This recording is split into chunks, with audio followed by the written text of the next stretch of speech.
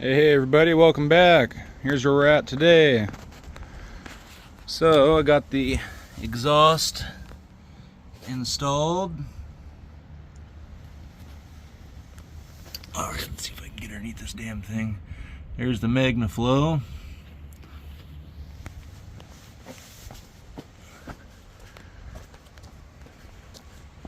I don't know if you can see it. There's the exhaust tip coming out. There it is going up around or up and over the rear end. It clears the shocks and the third, I don't know if you can see it, the wheel hop shock. Probably not. Anyways, we got that installed. So that's ready to rumble. And got all this stuff installed back on. I'm calling that quits up there. I mean, there's nothing more I can do in the cowl. If it leaks, it leaks. But I ran the speaker wire, got the new pile speakers installed, and the door panels on. A little vintage touch. These are off like I think they said they were pre-64 GM car, like an Impala or something. Anyways, got those on. I had to fix this plastic piece here because the lock mechanism on the back side was broken too. So I had to use some epoxy on that. But this is basically where the amp's gonna sit. So I ran all the wires for the speakers, for the door speaker, and then these speakers or this wires for the back corner speakers. So I got all that ran, all the wires marked. This is where my power wire is gonna come in for the amp. I'm running it underneath the cab, and then I'll ground it to one of these bolts around here. But yeah, basically that's where it's going to sit. Got all the wires sitting there where they're going to come up through the carpet, and everything taped down to the floor, going up the firewall, and then it will all come out here and back into the dash. So figure might as well stick this thing in while I have it kind of clear in there. Sure, some stuff fell on it. I was cutting out all those holes today. So anyhow, let me put you guys on the stand and we'll get busy. I guarantee you one thing, it's going to be a lot easier to put this in without the dash and the steering column in. With the non-tilt column, it was kind of a pain in the ass.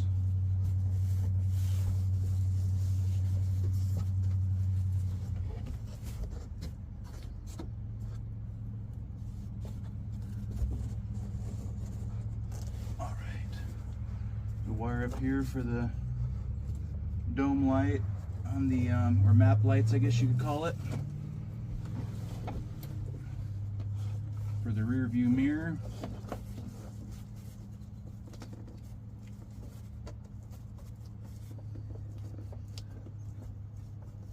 So this just kind of gets held in place by these hard plastic rubber type holders for the sun visor. Get on there, you sucker. And the back has Velcro tabs.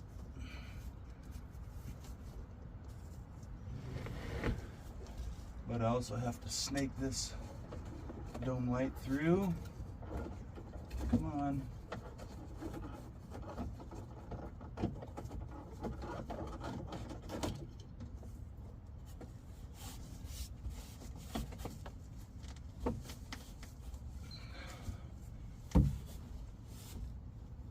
Cool.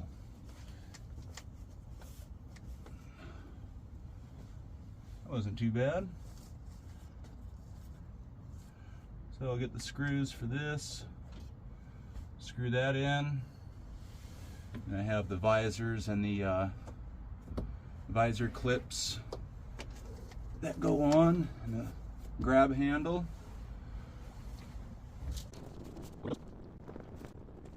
And I'm starting to forget which bolts go to what. You know, Volkswagen, pretty easy. But there's so many different length fasteners on these, and everything else is kind of hard to remember. So like these clips, these you have to kind of push in to expand to get them into the hole. Seen a lot of these broken at the junkyard.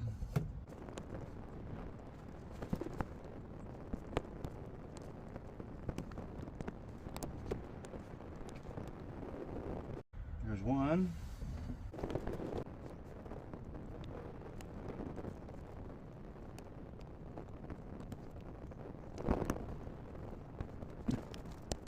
I'll go get the sun visors.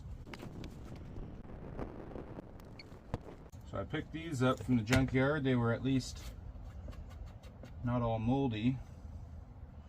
They're not in much better shape cosmetically wise, I guess you could say. I don't know. Well, they're a lot better shape than the other ones were, I should say, but still, I don't know. I should probably recover them at some point. But that'll be a project for later. At least they're not that hard to take off.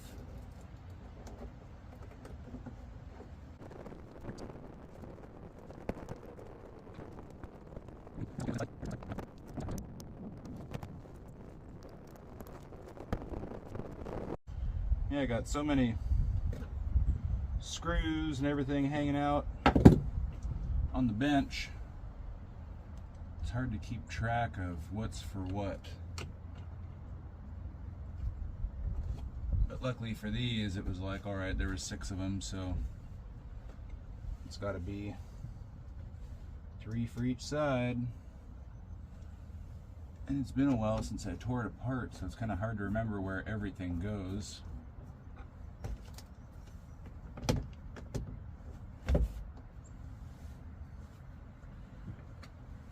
Yeah, that definitely doesn't match the headliner, I tell you that. I'll have to eventually pick up some more material and recover these.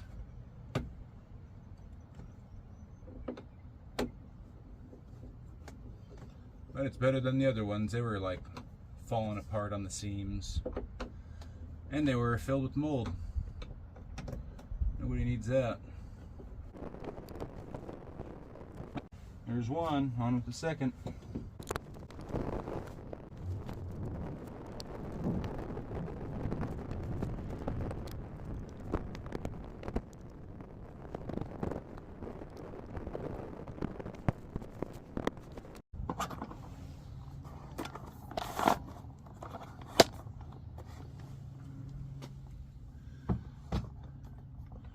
Yeah, those look pretty shitty compared to the rest of the headliner, but it'll do.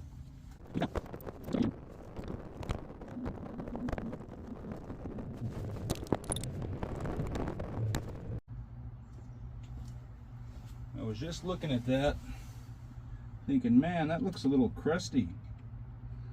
And that's the one that came out of the truck. I actually found this one at the junkyard that's super nice, and I already cleaned it. I don't know if you can see all the corrosion on this thing, but heck with that, I got a nice one.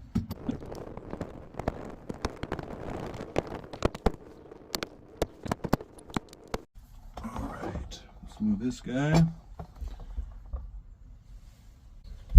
Let's hope that these screws are the right one.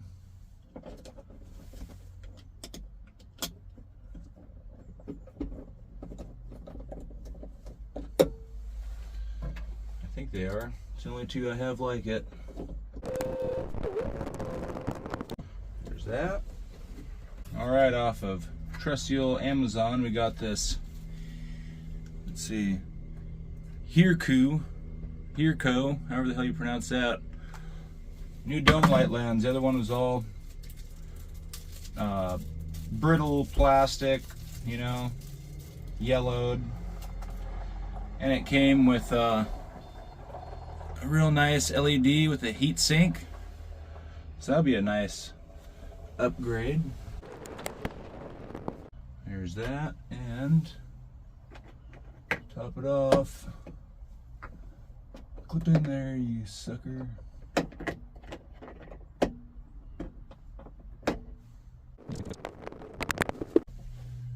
Gotta love China. Alright, I finally got that clipped in all the way. I had to push up on it really hard and then it finally clipped. So yeah, there's the headliner in. The visors look like shit compared to the headliner, to be 100% honest, but it'll do. Look at all this pollen all over the truck, nasty. And with the tinted window and the glare, you can't see shit. Ha! But anyways, see if you can see up this way. Looks like it goes along the glass pretty nicely. Awesome. So, I don't know. I'll have to sit here and think about it for a minute, whether I'm going to be doing the carpet next, or if I'm going to be putting the dash in next. Decisions. I don't know. It's going to be a tough one. I know for the carpet, I want to remove the shifter. I think that would be easier to get it to tuck in where it needs to be versus cutting a hole and having it be in the wrong spot. You know what I mean? So, and this stayed in when I took the old carpet out, so it just tucked around this. So I'm going to have to be pretty damn close to get it where it needs to be. Alright, well, I'll put you guys back on when I make that decision. Alright, got the shifter out. Time to grab this old kicker amp here, pull this out. Decided on going with the carpet. So I took a bunch of pictures of where the studs are and bolt holes. And yeah, I'll just take my time putting it in.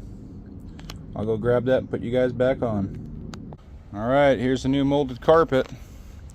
Had this upstairs for a couple weeks since I bought it, so let it kind of relax. I just had to fold it in half to get it out from upstairs, obviously, but I think I'll open up that window and put the camera through there.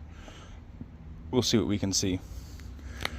Alrighty. Alright, so I took all the seat belt bolts out. I left the rear seat bolts in.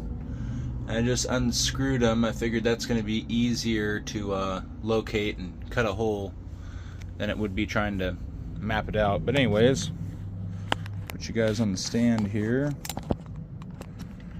and hopefully it will be some good action. We'll see.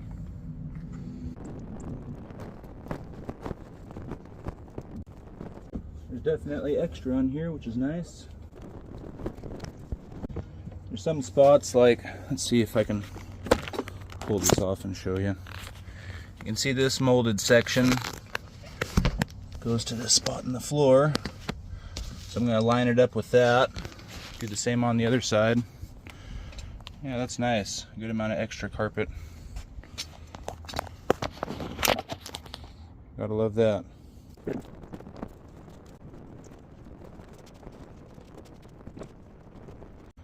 So I think what I'm going to do is find where the stud is, which is right here. Pop that through and put a nut on it to kind of hold this in place. Do the same over there. Maybe I should work, I don't know, I should work from the center and work my way out.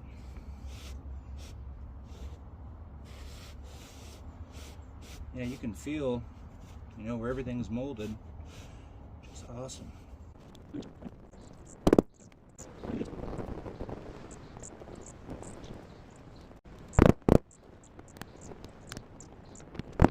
I'm just using a socket to go around the stud, push the carpet down.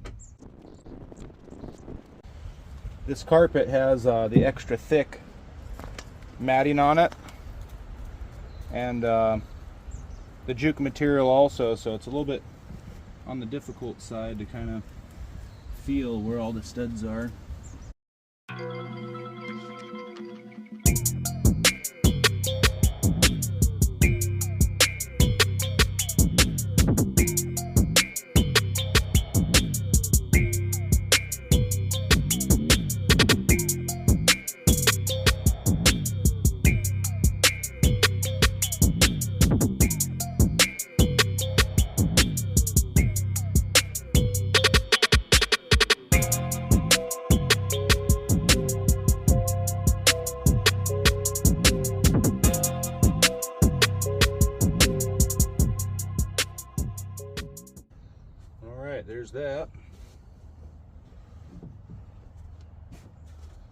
Now for the critical part, I'd say shifter opening.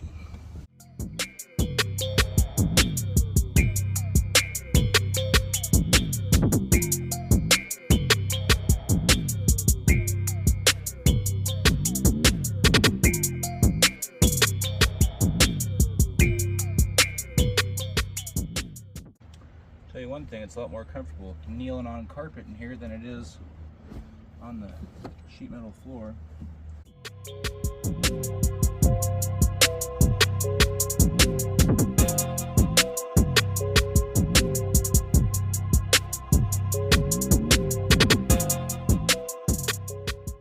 Well, forgot to turn back on the video, but anyways, yeah, I got it in. That was a huge pain in the ass. Cutting it wasn't too bad. The juke material on the back, that really doesn't like to cut. It just kind of likes to shred apart, I guess. But anyhow, that was a complete pain. I had to trim quite a bit off to fit it underneath the dash and stuff. The side panels, they go on, they cover quite a bit. Like even with that gap there, I think it comes out to about here-ish, and it goes all the way up. So I even went a little tall back here. You can kind of see, hopefully, a nut plate back there. So I'm still gonna have to pull this back to run the antenna wire through, but it fits in there pretty good. I was thinking, like, the pad that's underneath the accelerator pedal, that was on the original carpet on the side here, and then this part was over here-ish. So that part's kind of is what it is. I'd rather have the carpet sitting where it's molded, you know what I mean, versus having those pads where they should be. But it's okay, it'll work.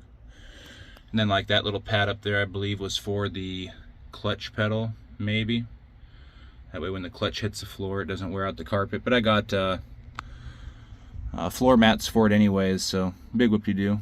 It's a hell of a lot nicer than the original stinky carpet that was in here.